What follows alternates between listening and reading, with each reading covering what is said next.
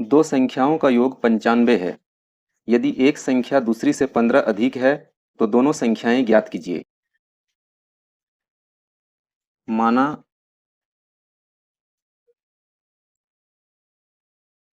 दूसरी संख्या बराबर x, तब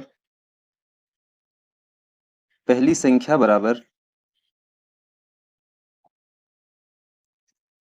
x प्लस 15, क्योंकि यहाँ पर कहा गया है कि एक संख्या दूसरी से 15 है, तो अगर दूसरी संख्या मान लीजिए x है तो पहली संख्या x प्लस 15 होगी। अकॉर्डिंग टू क्वेश्चन में दिया है कि दो संख्याओं का योग 95 है, तो अब क्या करेंगे, इन दोनों संख्याओं को जोड़ देंगे। x प्लस 15 जो कि दिया है 95 है, 95।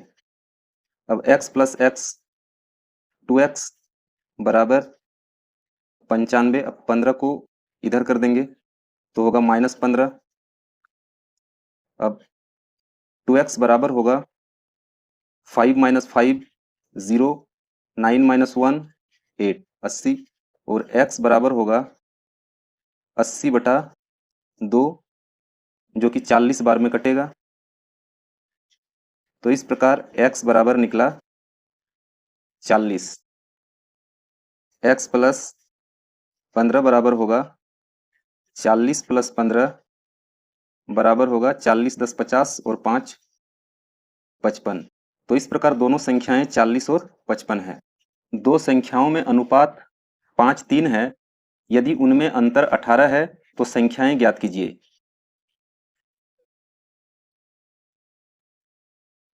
माना संख्याएं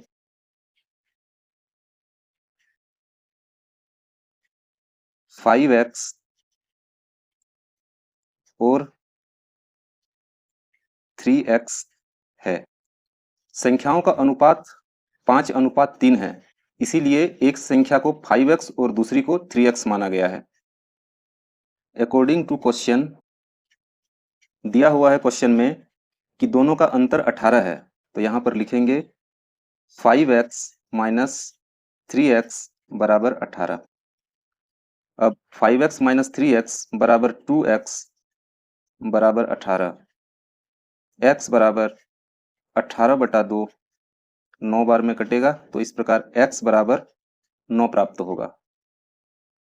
5x बराबर 5 × 9 बराबर 45 और 3x बराबर 3 × 9 बराबर 27।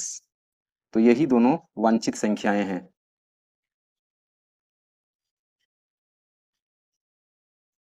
संख्याएं 45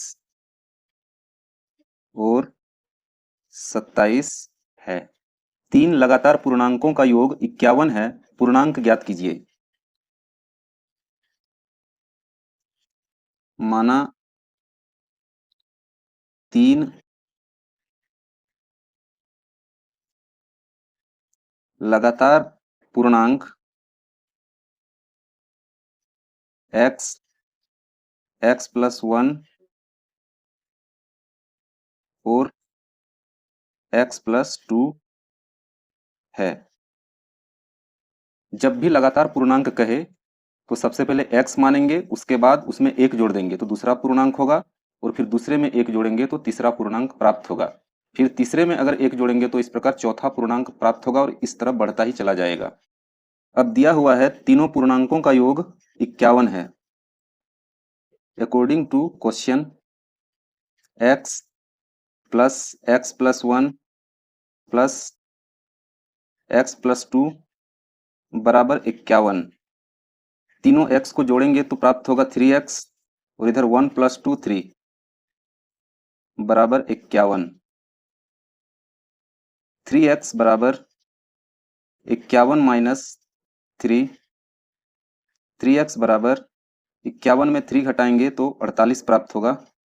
अब x बराबर 48/3 16 बार में कटेगा, 16 × 48, तो इस प्रकार x बराबर 16 प्राप्त हुआ।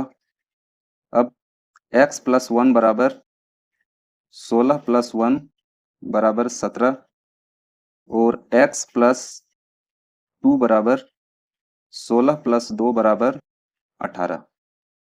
तो इस प्रकार तीन लगातार पूर्णांक 16, 17 और 18 प्राप्त हुए। तीन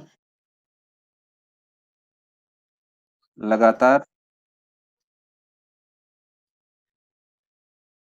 वांछित पूर्णांक 16, 17 और 18 है। 8 के तीन लगातार गुणजों का योग 888 है। गुणजों को ज्ञात कीजिए। माना 8 के तीन लगातार